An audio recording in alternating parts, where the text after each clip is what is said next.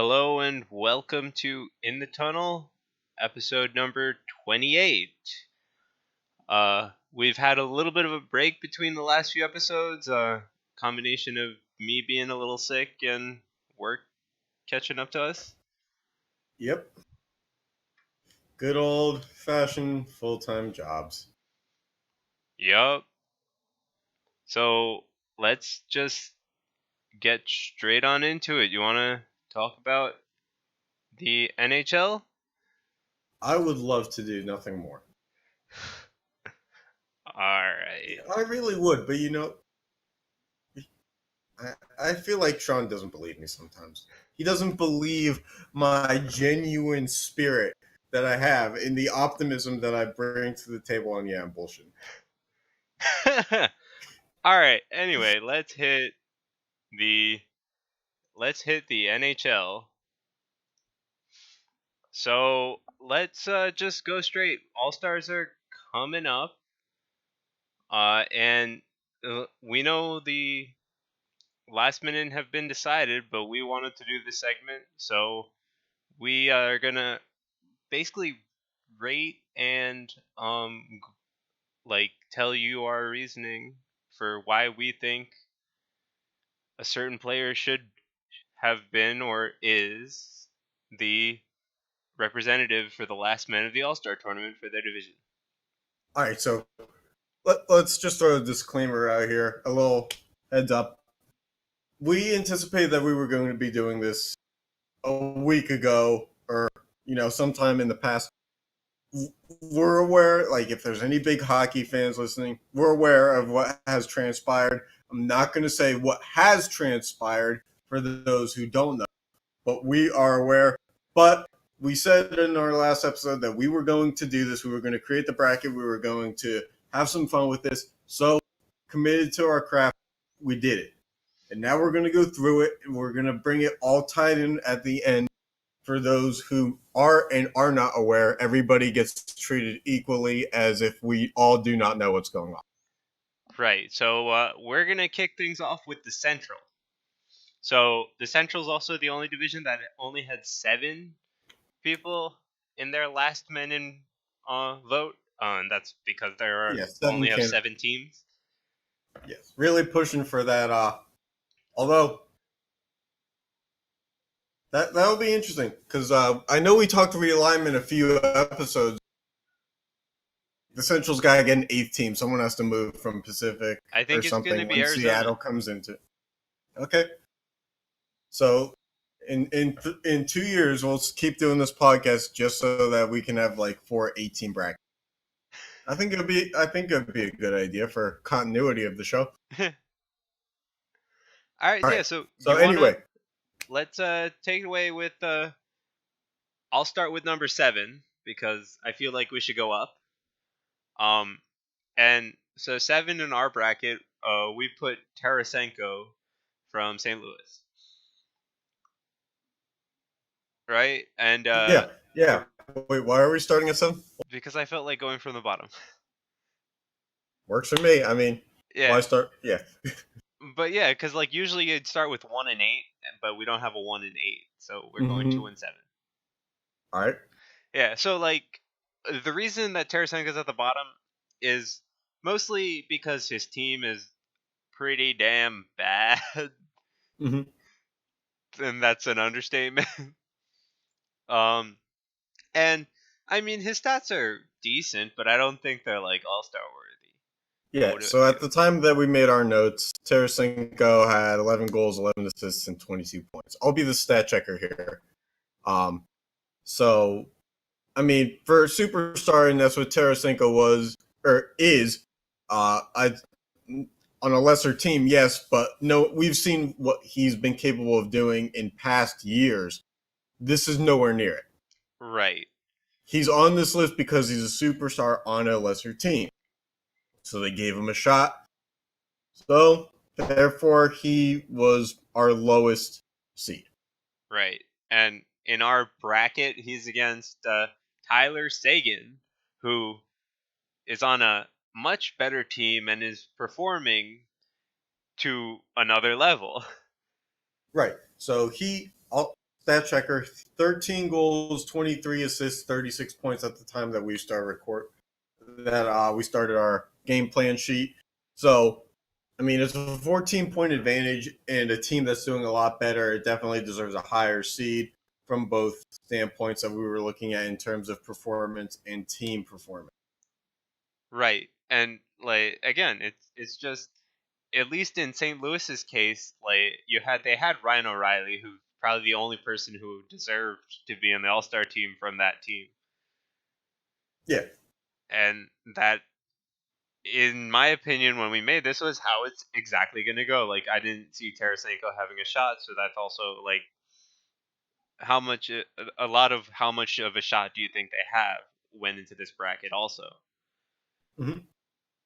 And Yeah. so that's why Tarasenko had 7 and Sagan has 2. Yep.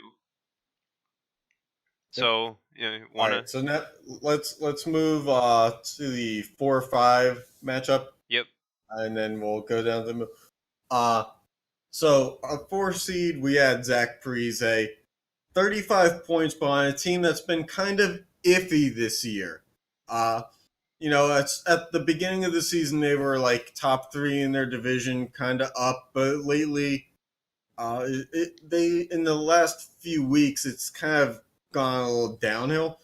It's a very inconsistent, choppy wave kind of Right. feel to the Minnesota Wild. So it's one of those where you reward individual performance because it's all you really can do, because the team is still figuring out their performance dynamic.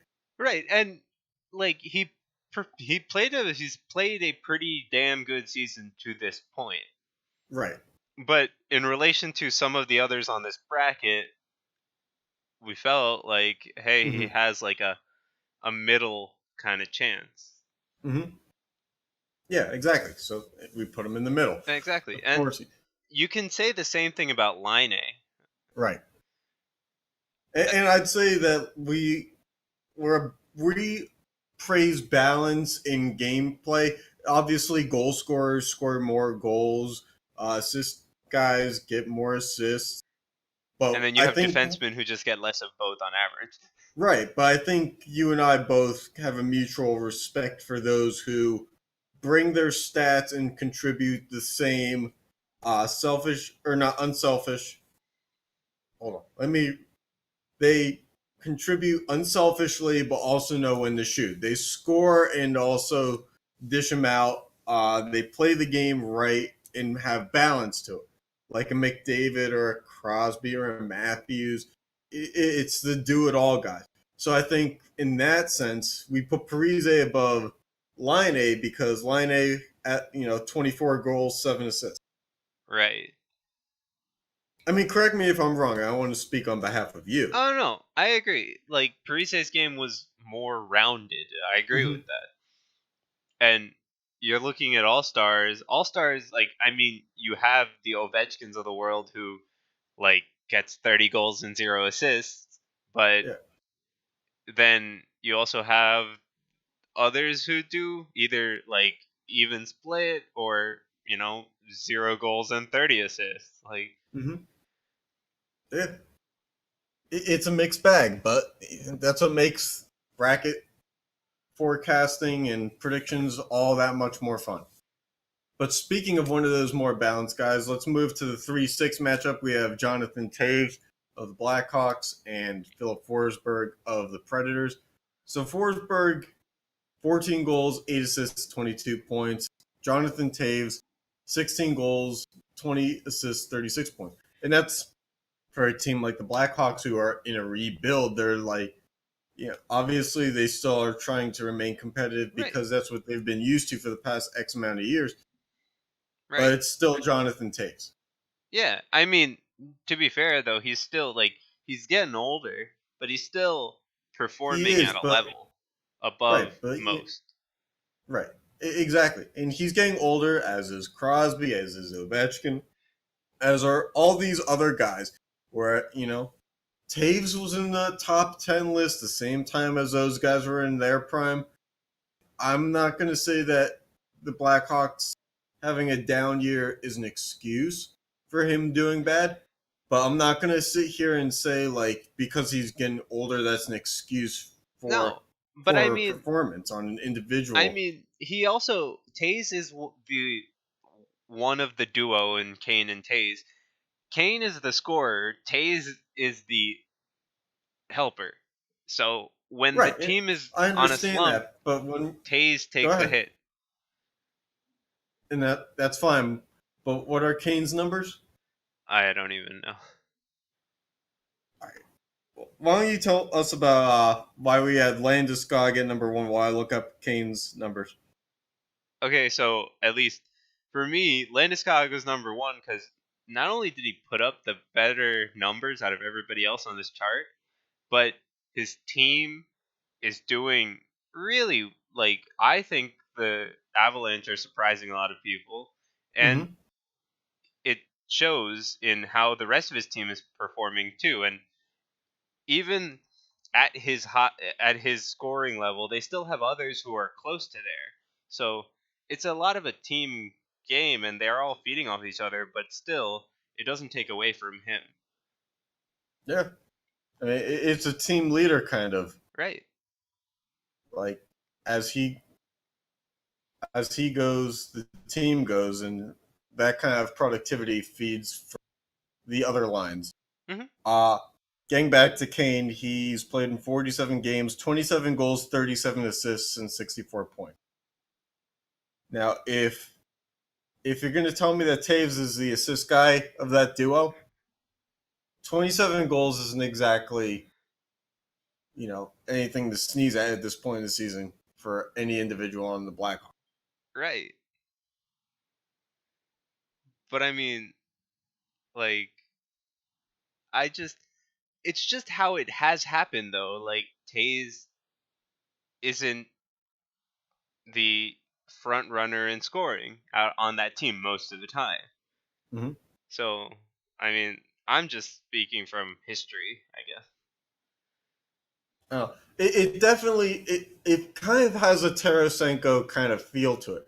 Whereas like Taves is a superstar, one Hmm. of the NHL 100 guys at this, and Yep. you can't leave him off, especially because it's like who else on the Blackhawks is there to put on this list? Right. Right. But at Yeah. the So. same time, a down year for Taves is better than some of these other guys. So Oh yeah.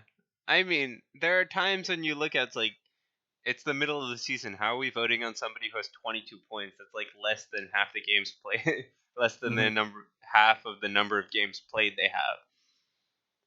Right.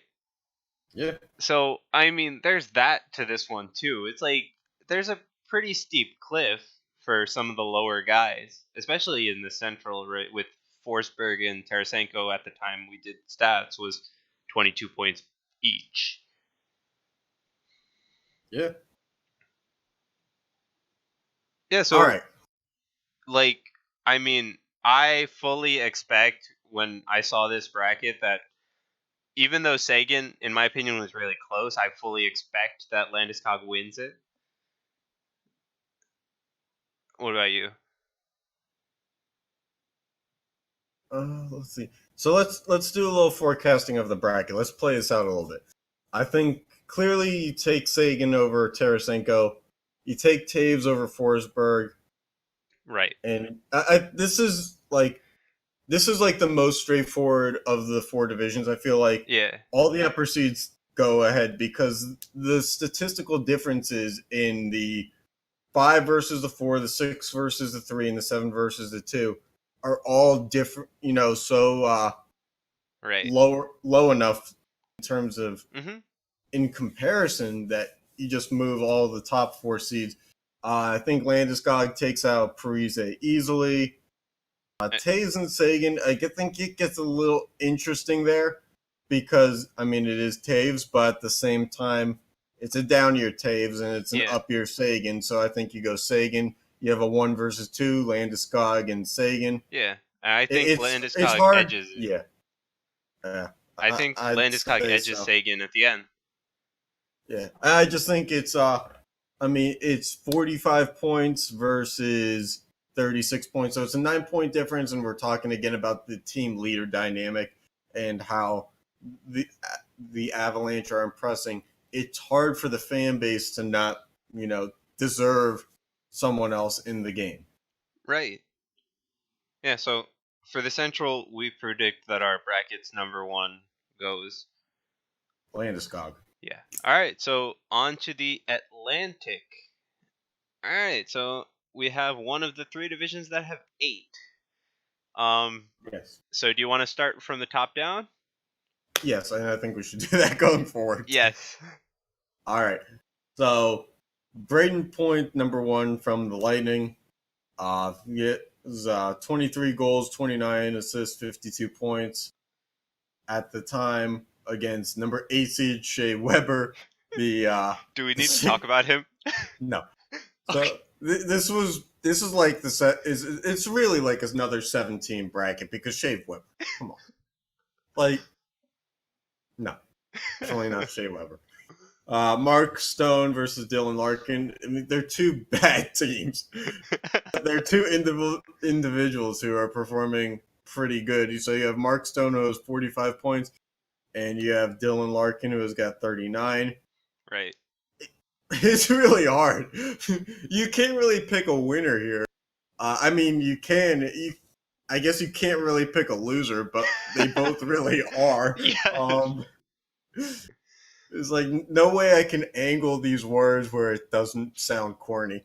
Um, All Number right, three then. seed, you Jeff Skinner of the Sabres with his 39 points versus Alexander Barkov, who has also 39 points. Uh-huh. Again, but the difference is good team versus bad team. Oh, yeah. So I think you gotta go Skinner there. And then Yeah. you got Morgan Riley against Patrice Bergeron. Now Morgan Riley's got 44 points and Patrice Bergeron has 33 points. Morgan Riley is a defenseman, though. So right there, the That's like a defenseman is not 10-point supposed boost. to. Well, it is, and it really should. I mean, it's an 11 point boost, but No, in like, terms of like equivalencies, it might as well be like a 25 point exactly. boost. What I'm saying is he's a defenseman. He might as well have 10 more points on top Yeah, of what. exactly. So I think you got to go Riley. I think Yeah, we. like I think just Riley is so much better in the bottom of the matchup, right? Mhm. Where Point has the same kind of leverage over Weber, but that's because Weber has played like 16 games or something. Ridiculously small. Right. So we'll let the fans choose Mark Stone versus Dylan Larkin because is let Point's them gonna win have that like. anyway. Well, that's what I'm saying is choose your own path on who wins between the 4 and 5 Stone and Larkin. And just know from us when we tell you that Braden Point beat him. Yeah. And, and then so now we get a little interesting. You got Jeff Skinner versus Morgan Riley. Right, yeah. This is a tough one. You I can't really go wrong here. Yeah, I know. And see, Skinner is so surprising in the fact that how well he's doing with the young team as the Sabres are, but I don't think I can turn away from the fact that Morgan Riley has 44 points and as a defenseman and is not in the All-Star game unless he makes it in through last minute. Yeah, I mean, if there's anyone who deserves to make it, it's Morgan Riley or Jeff Skinner. But if only one of them can make it, Yeah, I mean, you especially take with that whole Braden Point thing being there, whew, that's tough. yeah, like Point, Riley, and Skinner, they all should make the All-Star team. They've all Yeah, played so well, but yeah, exactly. it's one of them, and it sucks having to like chop Skinner or Riley off here. Yeah, but it has to be done. So who are you picking? I like Riley. All right. So Riley over the feel good story. Yeah. But It's then not bad. I think Riley takes the full thing if I were to choose. Right. I was about to say the same thing. I think based on the equivalency we put into in the statistical imbalance for a defenseman versus a forward, it's really like more like neck and neck Right. between Riley and Point. So I think you got to take Morgan Riley. You got to take the extra defenseman because, Yeah. especially if your defenseman puts up these kinds of numbers offensively, it might as well be like in an All Star game. He's just another forward anyway. Basically, I So mean, you they play might as with well 3-on-3. yeah, exactly. So you might as well have some fun with like the imbalanced roster and like be like, oh, look what we're doing. We're We're gonna play putting two out defensemen this we're shift. gonna Oh wait, they're both play forward. three or we're gonna play four defensemen. Ooh, look at this. It's just like four defensemen and one forward. It's like, check this out. This is something else. Yeah. Won't see this again. So yeah, we have, at least I think, and I think you concur with me, that Riley. I mean, I really thought it was between Riley and Skinner more so, but I think Riley is the better Yes, but player yeah, in this it's bracket. on us. We created this bracket. Right. I know. We did not think this through if we were going to try to make like Riley and Skinner in the final two. Right. But I think Riley edges it out anyway because Look, his we put in the show description when we first started this podcast. We don't exactly always know where we're going with this. We thought it was a good idea at the time. It doesn't always work out, so we're having we're fun. just going with it. Yeah, we're having fun, and Yeah. we hope you are All right. because we love you and we care about. So you want to move on? Yeah, I think the more I talk, the worse it's gonna get. All right. So now we're on the Metro. So I think before we even start, I'm going to do the same thing we did last bracket and just throw away the number 8 seed Yeah, in Matt's Zuccarello. why I'm don't you tell us sorry, why any you're Rangers throwing fan away? that might be listening, They're but fine. They it's probably not good. gave up on the season like 5 weeks ago. Yeah, so Backstrom, 14 points is not worthy enough of no making way. an All-Star game. No way. I mean, I saw a stat. The two Sharks defensemen in the past 10 games have had more points than that. In the last 10 games, apiece. Yeah. Defensemen. Yeah. But so anyway, Backstrom moves to face Lior Teravainen. This is, yeah. Anders Lee, 27 points versus Teravainen, who had 29 points. I like Again, Teravainen, actually. yeah, I do too. And Lee has more of the balanced stat line, but I think that the Hurricanes, they're not supposed to be as good as they are. And while the Islanders are playing better than anticipated I too. don't think it's Anders Lee though that you can say they're Right, playing I better don't because think of that him. I this is again one of those you need the second candidate because your main guy Barzal is in. I'm assuming it's Barzal. Yeah. And then so it's like who's next on the stat sheet? Anders Lee or someone like that. Right. And this is where the last minute it needs to get a little bit better. You need like a fan favorite or something. Right. But Something that's that like why fan bases can campaign behind. like Chicago chooses Jonathan Tate.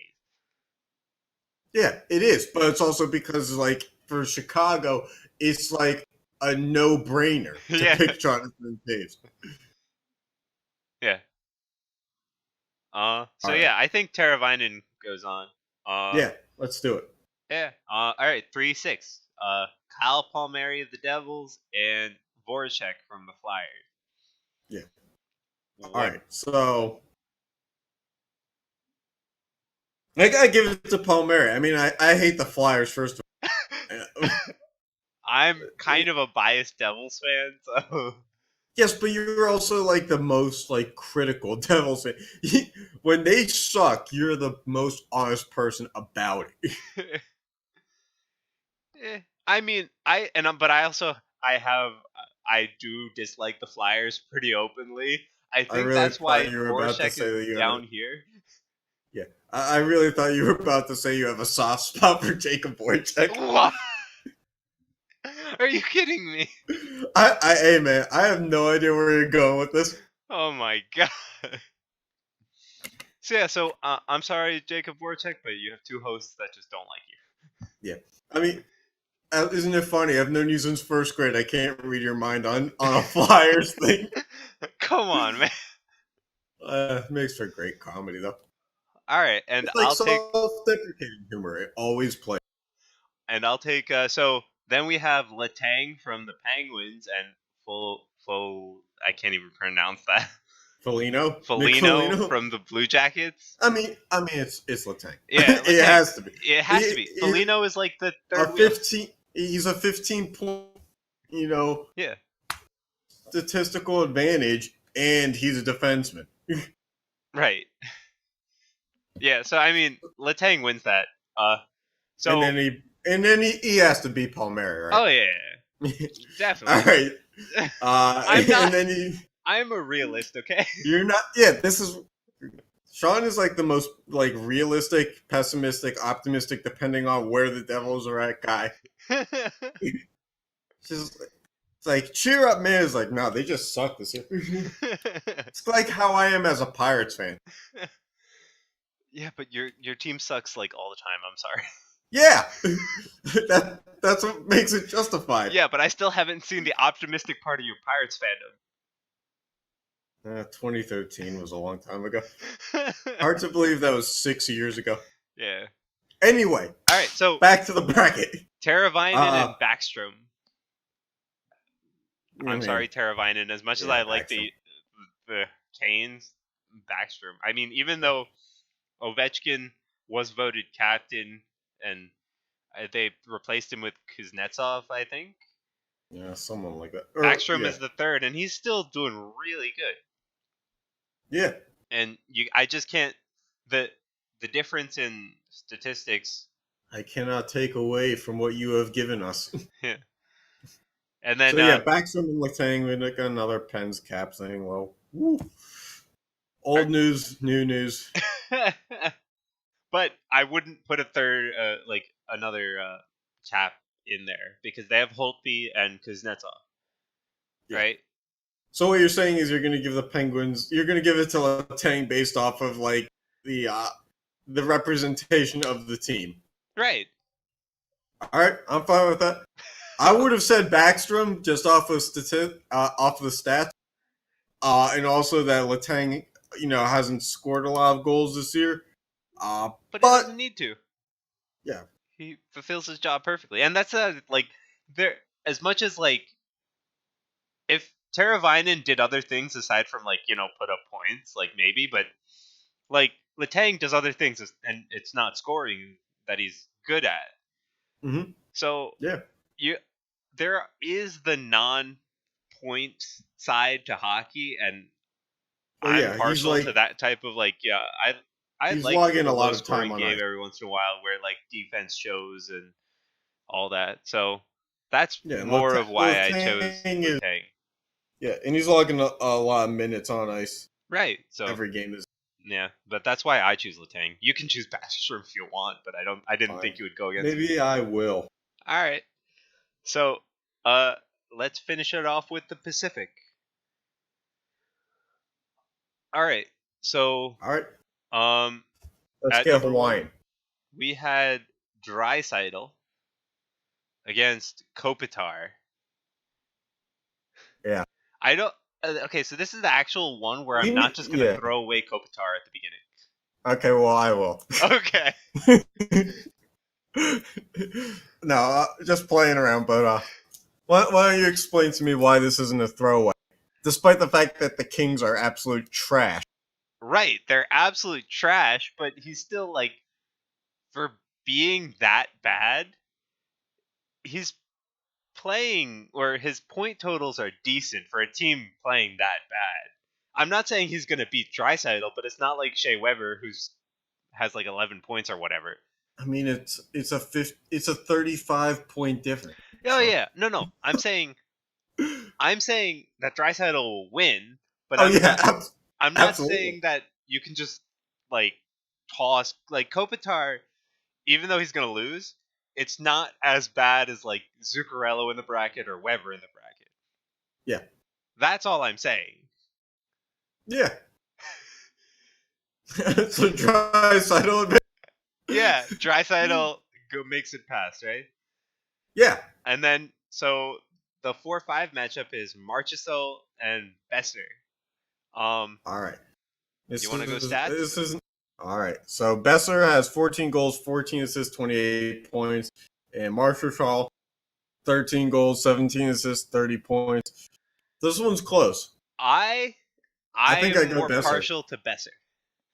Ooh, wow. We're just not other than the Baxter and Letang thing. We've pretty much swept the board so far. Yeah. All right, so we both go Besser. I mean, Marshall, he hasn't earned the big money yet. Yeah. I would have needed to see more out of him. And I mean, we would have put him at like a 3 seed if that, but like still, like yeah. the stats justify the placement. Also, I just think watching Besser play Mm-hmm. is more entertaining. And Yeah, this is an all-star game. It's about a show. yeah, exactly. So even though Besser has 2 points lower, it's not enough to make up for an entertainment factor that this provides or tries to Right. provide. Let's not forget, Las Vegas is a show in itself. Yeah. They don't need Marshall to be the show. The whole city is a show. Yeah. In Vancouver, Besser. Besser. Well, and Pedersen, but Besser. Besser. Pedersen's already in. We don't need to worry about that. Yeah, I know. Besser. Besser. All right. All All right, right. so 3-6. So Yeah, Couture, it's Couture. yeah, he has home. I mean, home field advantage. Because it's the All Star game is in San Jose. Yep. B, it's a guy who's like a statistical, like he puts up the big numbers or is capable of said numbers. Hmm. Versus Ryan Getzlaf, who's more like a leader who doesn't put up the numbers. Right. He's the tough guy presence. Getzlaf is more of a Yeah. tough guy presence than the like scoring presence that Mm-hmm. that Couture brings. So Yeah, I really should have put like just a picture of Ryan Getzlaf without the eye guard and just be like, that's enough. Like, I mean, it really is. The eye guard is all you need to know about if a player like yep, is old school or not. yep. All right. All right, so So Mark Giordano, the defenseman of like Calgary. 38 points, is the 2 seed, and then we have OEK or OEL, Oliver Ekman Larson, is the 7th seed, representing the Coyotes of Phoenix or Arizona and whatever town state that they're coming from these days. Uh, this one it's a defenseman matchup, and Giordano wins it hands down. Yep, As much pizza as man. like I like watching Ekman Larson, Giordano's just had a phenomenal I think season. that Ekman Larson, I mean, he's underrated, but at the same time, he was one of those big guys that when he first came out of the league was Yeah, supposed to be like one of the next big things, and because of the inability of to develop as a team with the yeah. Coyotes, I it mean, just never happened. that's just the Coyotes' problem, though. Sorry. Well, that's all I'm saying is like Yeah. he could have been so much better if the team around him was so much better, but like now the capabilities are what they are. He is the finished product now. Right. All right. So let's take the 2-3 matchup, I guess. Couture versus Giordano. What do you think? I go Giordano. Yeah, so do I. I think that As two much as defensemen of as the much four as to get in. as much as like I believe like hometown, like they would push Couture through, I think Giordano Mm-hmm. deserves it more. Yeah. And then Draisaitl versus Besser. Ooh. Can you give me stats on both of them? Yeah. So both are of Canadian teams. So I mean, this really turns rivalry into war. I mean, to tell you the truth. So Draisaitl, you got your 22 goals, your 29 assists, your 51 points, and then your Bosser, you got your 14 goals, your 14 assists in 20. I mean, he's near. Can Can we get nearly half the assists and 8 less goals. can we get the point totals minus Connor McDavid? Ooh, I don't. I mean, I can look up McDavid's stats. I can't tell you off a Google search like how many of Draisaitl's stats include McDavid. I bet I you. feel like I need like 4 days to do. Yeah, but I bet you a fair amount of the assists can be chopped if we're talking McDavid. Okay, fine. Why But don't you give me an estimate? Give me a fraction estimate that it is, and we'll. no, but I'm saying like as much as I would love to see Besser in the All-Star game, there's no way Mhm. you're beating Draisaitl even though his stats are basically inflated by McDavid. Fine, Draisaitl. I mean, I was opening the door to like let's do a little fantasy like possible upset opportunity here, but Yeah, if you but don't like want if you don't want to go down this road, you can fine. take away 60% of Draisaitl's points if you take away all the ones that are connected to McDavid, probably more. Mhm. Okay, but still, it's Draisaitl that's gonna win Yeah, that.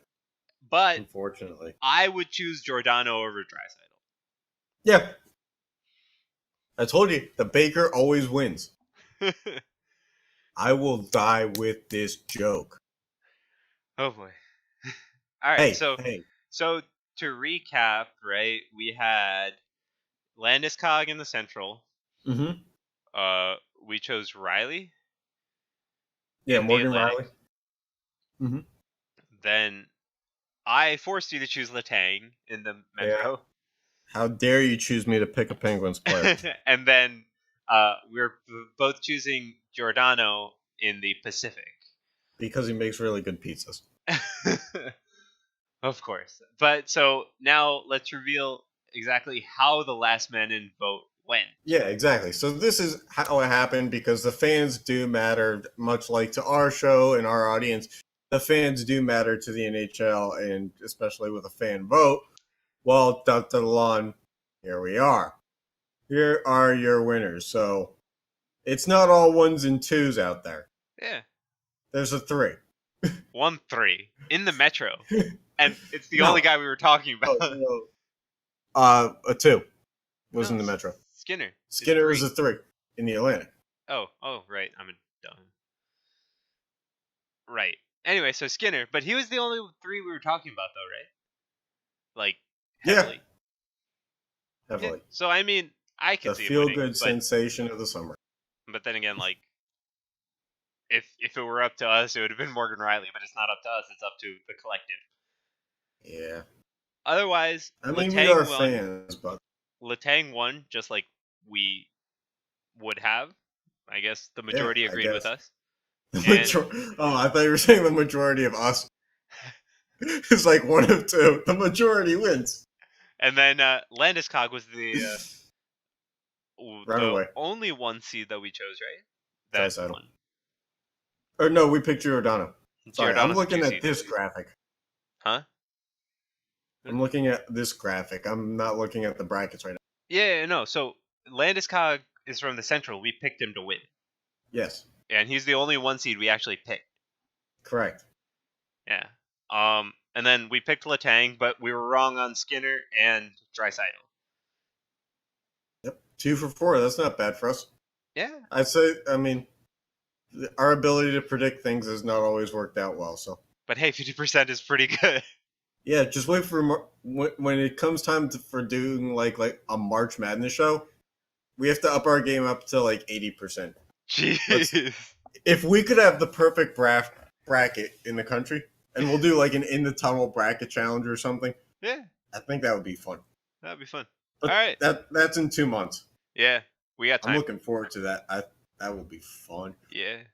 We'll have to like do like me with like the tablet pen. We'll just fill out a bracket or something Yeah. on the go. All right. Anyway, All right. hockey. So that's the All-Star game. Any like hockey related news you want to bring up? The Pens acquired some guy. They traded with the Ducks again. I don't know. Yeah, not that important. Blandini. I don't know. Blandini, the magician or whoever is it. I don't know. Did Some they dude acquire who Blandisi? Or is it Blandisi? Joe Blandisi or Yeah. something? Yeah. He was in the AHL. I don't Yeah, he was a devil. know. Ooh, is he any good? Not really. He's a career Oh, AHLer, in my opinion. well, he's supposed to play tomorrow for the Big Penguins. He has a Uh, couple of games experience. He isn't oh, like oh boy. he's not like terrible, but I don't think his skill translates to the NHL well. Mm-hmm. He was also known to embellish quite a bit when he was on the Devils. At least he had like 4 Right. embellishment Just penalties in like just one what the season. Penguins need is another person that gives the reputation that like we like embellish. Like the whole Crosby thing wasn't enough. Now we get this guy. Yeah, but how many games is he actually going to play for I don't know. Probably get sent down to AHL eventually. you? Yeah. The plane ticket was to Pittsburgh. He practiced with the team. He'll play tomorrow night. Some guy will like come back from injury if they have guys on injured reserve or something, and then he'll be gone. Yep. All Uh, right. I mean, any other stuff you want to touch on? no.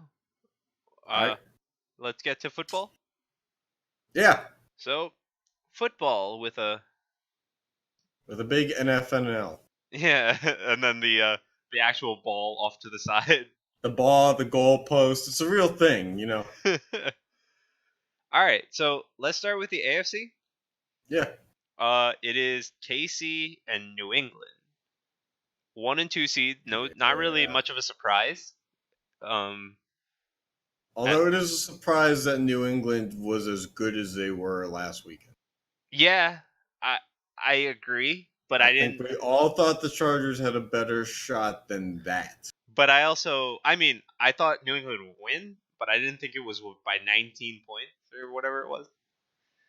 Just say a blowout. I mean, the 19 points was like garbage time touchdowns that don't mean anything. Yeah, true, true. And And then then Kansas City, they beat the Colts, which, I mean, Kansas City really ran them up. yeah, The Colts couldn't stop Kansas City on defense. mhm, So, which is a shame because the Colts defense in the later half of the regular season looked pretty good. yep, But it all kind of like came crashing down. mhm. And So I will say this as a Steelers fan about the Patriots to any NFL team, stop playing zone coverage against Tom Brady. For the love of God. It's like, how do you guys not know by now? The guy rips apart zone coverage. It's been 20 years now. You're like, oh, I bet we're going to fool him this time. No, it's not going to work. Stop doing it. Play man coverage and just make adjustments. right. Do what you're supposed to do. There's a coaching staff for every team, I would assume. Do something with that kind of personnel. This whole like, oh, we're gonna like put our corners 8 yards away from the receivers, and it'd be like, oh, would you look at that? They hit them with another like 5 yard gain, and they just keep going 5 yards up the field. It's like, stop doing what you're doing. It's not working. Yep. Like with these little dip and duck passes that only go for like 6-7 yards, you would think it would only take a drive or two to realize, okay, this doesn't work. The Chargers played it for 3 quarters. Yep. And Stop doing what you're doing. Do things that make sense. I mean, I'm not going to say The Chiefs are stop probably playing going to zone lose. coverage. I'm going to say put man coverage into that defensive scheme more often. Yeah, Cuz like more than half the time. because there is times when zone coverage is the right call, Yeah, like first down. and but so or I'm going to say what do you think about the game? Like, do you think New England takes it, or Yeah, I mean, honestly, I'm at the point now, and Steelers fans will hate me. If Tom Brady needs one more Super Bowl to win, if Brady and Belichick need to win one more Super Bowl for them to retire and like just go on into their fields of just walk away from the game, then just give it to them. Yeah, but you know that's not Because, gonna like, happen. well, but the thing is if they lose in the Super Bowl, Sean, they're only going to come back the next year that much more angry. They're more likely to walk away satisfied than they are to walk away disappointed. That's just not what Brady and Belichick have done in their careers. True, true. But I'm So gonna say Kansas if it City because I've. takes letting them win to walk away, let them win. I hope Kansas City wins because I would love to see New England just not in the Super Bowl at all. Nothing would make me happy. But, as a Steelers fan, there's just no win. They're like, tie the 6 Super Bowls that the Steelers have, or like they just keep coming and like taking the Steelers out every year. Right, There but is no winning this. yeah, I mean that's your team's problem. But I want Kansas City to win. I picked them to go to the Super Bowl, so why stop now? So there you go. But I do Oh, that's agree good. that it's gonna be tough, and I do think New England is probably favored, even though it's in KC, right? Yeah, it's supposed to be really cool. Yeah. Like, possibly a lot of snow, I'm not sure. But there's like a winter storm that's coming through in the next few days, so we'll see how that goes. It should make for an entertaining product. Right. Okay, so let's hit the NFC. Oh, and by the way, we'll touch on this later. I'm gonna try my best to record that game in case we need material for next week because a certain who is a commentator in that game. Oh God. Okay. We'll get to that in a few minutes. All right. Yeah. So NFC though, New Orleans and Los Angeles. Yes. I'm not surprised either. Yeah. I really thought it was like once I saw the bracket, I was like, both bye teams make it, Mm-hmm. and Yeah. that's So the case. the thing is like, I mean, both even record and Yep.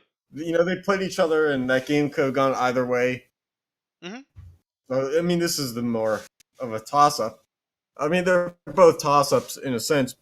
I feel like the Kansas City New England product, we are less certain about like where that can go than this one. I think this one we both agree is kind of more of a shootout. Yeah. And I think there's a little bit of a defensive presence to both these teams, but not enough to where it's not enough to where it's limiting the scoring potential. Yeah, but because like I was watching the New Orleans game and their secondary got. Did you remember the last game? Yeah, but their roster on defense is really good. Yeah, but like but they already played each other 4 weeks ago. yes, Like, that was the highest scoring game of almost all time. yeah, but like yeah, and then New Nick's Orleans got a point. secondary has been getting quite a few penalty I have a calls. feeling if it goes My opinion. like that again, it's gonna be a hell of a game. It should be a hell of a game. Yeah, that's what we're hoping. I'm pulling for Los Angeles. My roommate's from, I got New Orleans. and I support my roommate. I got New Orleans. So we're split. Okay, fine. We'll see who wins, Sean. All right. Go down, Sean. Yeah, Nick says you're going down. All Take right. it or leave it. All right. I'm sticking with my Yeah. Super Bowl prediction from like week 4. Okay. Fine. What, the Colts? No, it was New Orleans and KC. Sure it was. Did you actually go back and like and figure out what was? I don't even remember what mine was. I've been saying the same teams basically the entire time. So Oh well, that must be nice. My consistency was I never put the Steelers in my Super Bowl prediction. Like, Loyal fan. yeah. Well, come on. Need nothing more be said. I think it worked out exactly how I pictured it was gonna. all right. So you want to talk about that commentator we were? Oh yeah. So the commentator that we were alluding to earlier. So this guy's gonna be coming back next week and doing the AFC game. It's Tony Romo. the gift that keeps on giving because he just says the most stupid things. And I'll definitely be trying to record the AFC Championship game to try to get more. So we're just going to go through some Romoisms, and I have a bonus. His partner, Jim Nance, also had a stupid one. Do you want your Nance one first or your Romo one first? Let's go Nance, because then the All Romos right. are just out there. So this one takes place at the end of the game when Jim Nance says that the Patriots, in a total of 9 home games, trailed for 7 minutes total all year. 3 minutes and 47 seconds in the first half against the Chiefs, and 3 minutes and 13 seconds during the final quarter against the Chiefs in that same game. And then he made sure to throw in that means that there are 8 home games they never trailed. It's like, no crap. Like, it's 60 minutes per game, and they've played 9 games at home. I can figure it out. This is like, is wildly stupid, but not as stupid as some of the ones that we're about. So these are the Romoisms that I picked up, and I'm sorry that I did not get them all, but I'm gonna try to. So first one is he said when the Patriots played the Chiefs earlier this year that Bill Belichick told his team that they were going to have to, quote, let the Chiefs run for over 100 yards to win the game. Wait, Why? what? Why would you let the other team succeed at something? That makes it, it's mind-boggling. All right. Then we have, he said at the end of the game of the AFC and NFC championship games to happen this week, that the best teams in the NFL are all here at the end of the season. Yeah! They didn't put the losing teams in the championship We games. don't have the Oakland That's Raiders the in the point. playoffs. The because they're teams not- playing the best are still in the playoffs. Are we, like, this is the kind of stuff that's, like, are you really surprised that Tony Romo didn't make it to a Super Bowl in his play? He must have thought that he was playing against the worst teams in the playoffs. And then, surprise, surprise, the Packers beat him every time. All right, you want to get to the last one? Oh, there's 2 more. Oh, there's 2 more. All right, so he said of Tom Brady still being in the game with 4 minutes left when they were up 41-22. Of course he's still in the game because that's what we do. We play football as long as there's a game on, we go out and play. Yeah! What are you expecting, the team to go home? It's like, yeah. I mean, like, the guys that are on the Chargers don't have the choice to go back to the hotel during the game. They're kind of there. And yes, they play. It's their profession. They get paid to play the game. How is it that they wouldn't be out there playing? Especially in a playoff scenario. Even exactly. if you're up a lot, you're not sitting. Playing for pride, too. Even if you're up like 30 points, you're not sitting. Exactly. And finally, this is the best one of all. Why the Chargers went for 2 after scoring a late fourth quarter touchdown. Jim Nance turns to him and asks, why do you think the Chargers are going for 2? And Romo says, because being down 19 points is less than 20. No. Oh my. I mean, this is high grade. This is why he came from, was it like Eastern Michigan or something like? He went to such a small school. He must have been like hitting the books really hard instead of being on one of those Power 5 conference football teams. It's like, no crap, 19 is less than 20. It's as if we needed any help differentiating. I mean, unless it's like Tony Romo's kids and they're like, they're homeschooled and they learn from like football game tape. Just a lesson plan in here. By the way, 19 is less than 20. Make sure you put your greater than or less than sign in the middle. It's like, this is the kind of stuff that makes me give up on society. It really is. These are the people that we've hired to tell us and commentate and give us perspectives that we don't know of. They have the access to resources and the time to put those resources into a commentary that we don't have. 19 is less than 20. I'm pretty sure a majority of the population can figure that out. Yeah. What are you going to tell me next? Is like the wheel is round? I'm sorry. Like, he's like the best comedian going right now. He's obviously not trying. You can't deny that his commentating is funny. I think that if someone put together a YouTube of like just his commentary, it would go viral. It has to. Yeah. All right. So now we go back to hockey because I think you had a little bit of a commentating deluxe special too. Yeah, so actually, I think we originally found Romo's stuff because I was talking that in a recent, actually, it's not that recent anymore, but the Kings and Pitt game, Snoop Kings and Dogg Penguins. Oh yeah, commentated. Yeah. I have to say, put him in the booth. Why not? that is some of the weirdest commentation I've heard in sports. We need to give the pretense to this too. So when the All-Star game was in Los Angeles a couple of years ago, Snoop Dogg was hired to be like the pre-game DJ, and like big trouble ensued because he did not put the clean version of songs into what he brought to the arena in his playlist. He put in the explicit content versions and blared them in front of 20,000 people. And then on the PA during the All-Star game, they had to apologize for what had happened. Yep. Because Snoop Dogg was, didn't bring the family-friendly music to the games. Now, 3 years later, or a couple of years later, now we're going to put his actual words on television.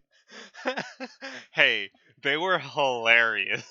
All right, well, let's jump into it then. Why don't you give me a little update? But it's just the fact that he's trying to be like so in with all the sports, right? Mm-hmm. Yet he has absolutely no idea what's going on. So he doesn't even have to try and be funny. Not that Snoop Dogg is listening, but the dude's got to stop rooting for so many different teams. You got to pick one and just be like, I'm a fan of this. You can't be a Steelers fan, a Raiders fan, and like 4 other teams. You got to just pick one. And the same goes for any other sport. Like, I get that you don't watch hockey that much, probably. But this one's, I mean, you'll get into it, but it's comical.